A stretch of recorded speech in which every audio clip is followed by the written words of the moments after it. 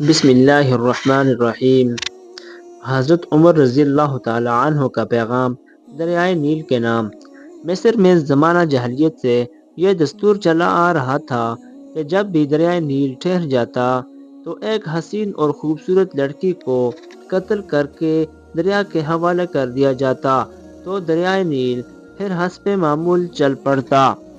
حضرت عمر رضی اللہ تعالی عنہ کے دور خلافت میں جب مصر فتح ہوا اور حضرت عمرو بن العاص وہاں کے گورنر مقرر ہوئے تو اس وقت بھی حسب معمول دریائے نیل کی روانی ختم ہو گئی اور وہ ٹھہر گیا۔ اس موقع پر حضرت عمرو بن العاص سے لوگوں نے اس دستور کا ذکر کر کے اس کے مطابق عمل کی اجازت چاہی۔ حضرت عمرو بن العاص نے فرمایا کہ یہ جاہلیت کی رسم ہے، ہم ایسا نہیں کریں گے، البتہ امیر المومنین حضرت عمر سے میں مشورہ کروں گا۔ چنانچہ حضرت عمرو نے امیر المومنین کو خط لکھا اور اس واقعے کی پوری تفصیل بیان کر کے مشورہ چاہا۔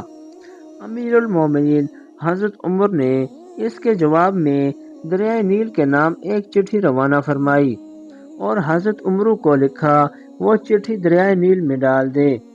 اس چٹھی کا مضمون یہ تھا کہ دو یہ اللہ کے بندے عمر کی طرف سے دریائے نیل کے نام۔ اما بعد، اگر تو اے دریائے نیل اپنی طرف سے جاری ہوتا تھا تو مت جاری ہو، اور اگر اللہ واحد قہار نے تجھ کو جاری کیا تو ہم اسی سے سوال کرتے ہیں کہ وہ تجھ کو جاری کر دے۔ حضرت عمر بن العاص نے یہ چٹھی دریائے نیل میں ڈال دی۔